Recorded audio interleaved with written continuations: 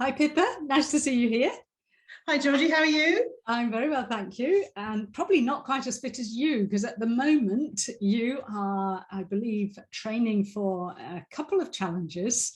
So one of them, probably less fitness required for the drive from John O'Groats to, sorry, Land's End to John O'Groats. Yep. But then also, as you're coming down, climbing the three English peaks, actually the three peaks. Yes. Why? Well, it literally started with a map. We got a new map one day. It had all sorts of really crazy things on it rather than like being a normal map. We thought it'd be fun to go there and it'd be fun to go there, and that kind of morphed into, why don't we drive from Land's End to John O'Groats, and then we could drive back down the other side. I'm not quite sure how the mountains got involved, to be honest. But yeah, so we are driving from Land's End to John O'Groats in 3 days, which, as you say, is less physical challenge, but possibly a more fatiguing type challenge. And then we are on the way back down, climbing, as I say, Ben Nevis, having a rest day, a drive day, then climbing Scarfell Pike, a rest day, a drive day, and ending up climbing Snowdon just before the SIRPA CPD weekend in North Wales. So we will be there, hopefully ready and raring for that. And raring to just completely chill, as well as CPD. And this is for our membership, isn't it, that SIRPA's arranging this. Okay, so there are other reasons as to why you would want to do this. So why are you actually doing this challenge? And you're fundraising as well, aren't you? We are. So there are two real reasons. There's a kind of the challenge is called Support for Painful Times, and I'm walking with my friend Matt. And Matt sadly lost his wife a few years ago to cancer, and was supported at the East Surrey Hospital, which is part of the Sussex and Surrey Health Trust. And he was supported by the bereavement support team there. And he felt that that was a service that was hugely important. And so we're fundraising for that service. And I am raising awareness for chronic pain recovery, because I myself had a diagnosis of fibromyalgia, and 5 years ago couldn't even walk my dogs around the block. I had to pay somebody to walk my dogs around the block. I was in so much pain. And so with the help of SIRPA, both personally and then onwardly professionally, it completely changed my life. And now I am able to, well, certainly contemplate this challenge, how it's going to go. You will manage it. Yes, well, so that's my, I really want to bring that, sort of highlight that to others who are experiencing pain, and to bring them hope that there is, a chance of recovery. Absolutely. And I remember you so clearly because you were at the 2017 SIRPA conference in London, weren't you? Yes. And I remember saying to you the other day that I remember you because you were sitting near the back of the auditorium with my husband, who decided to come that day as well. And you gave me a reason for sitting at the back, didn't you? Yes, I did actually. I'd started off the day, earlier on the day, down in the main part of the auditorium, but I'd actually found that a little bit overwhelming, and I'd had to move near the back so that I could cope with the rest of the day. And as we know, often that sort of sense of overwhelm is such an important, integral part of the pain story, really. Absolutely. So this was the start of your personal recovery, and then going on to actually go on a train to become a SIRPA practitioner, so you could then start helping other people with their chronic pain as well. Absolutely. And I had one of those slightly eureka days which some people have, when they've read the book and then they have a pain-free day. I had a pain-free day the day after conference. I was quite tired on the way home, and the next day I woke up like, oh my God, I've got no pain. To be honest, I then had to do the work. It didn't kind of just say like that. But and I worked myself, with the books, particularly your book, Chronic Pain, The Key to Recovery, and also The Mind-Body Prescription, Dr. John Sarno's book was, I think, one of the first ones I came across.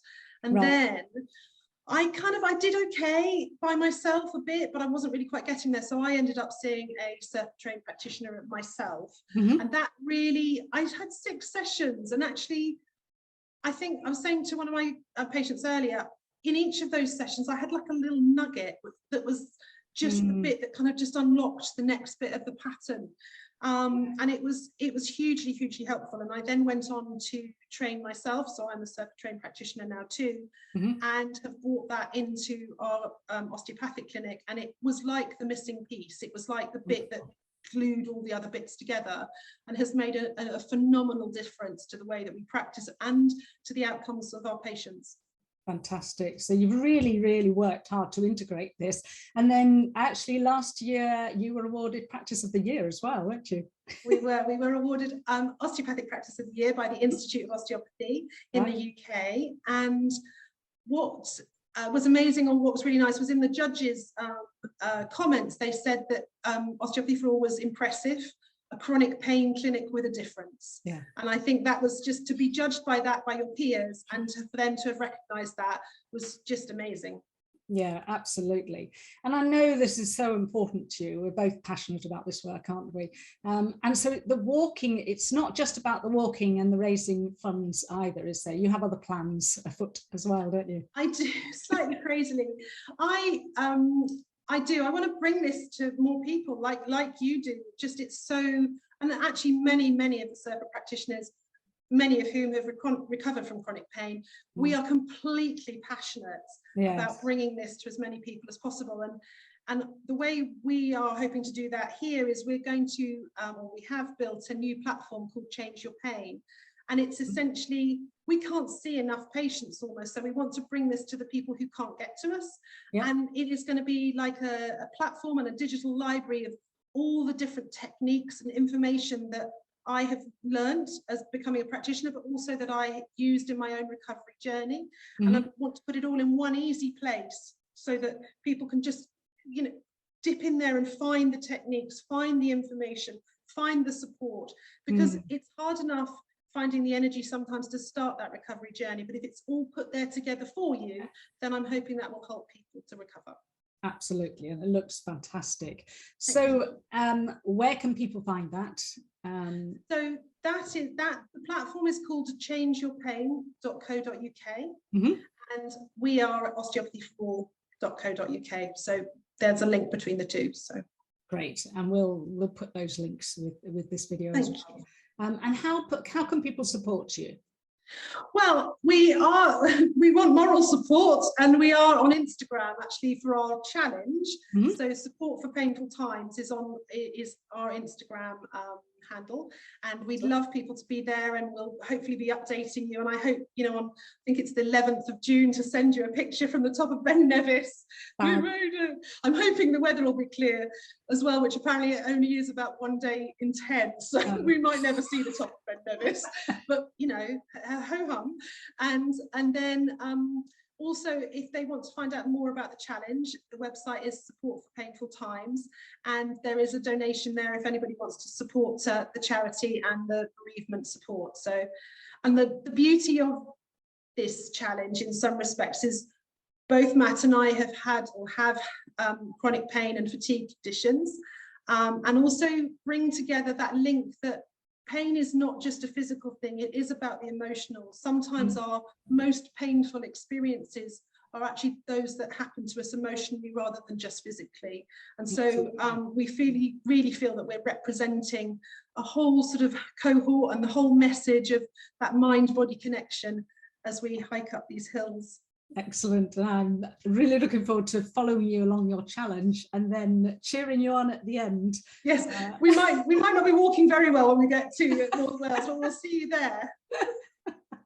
I wish you all the best, Pippa, and certainly I'll see you at our CPD weekend in North Wales, and then we have another conference as well on the 24th of September, and I know that you're going to be there as well. So let's hope we can help other people like sort of have insights like you gained at that the last conference. Well, it was, as I say, it was absolutely life-changing. So I highly recommend it to anybody who you know, wants to know more about this, but also wants to, you know, really recover.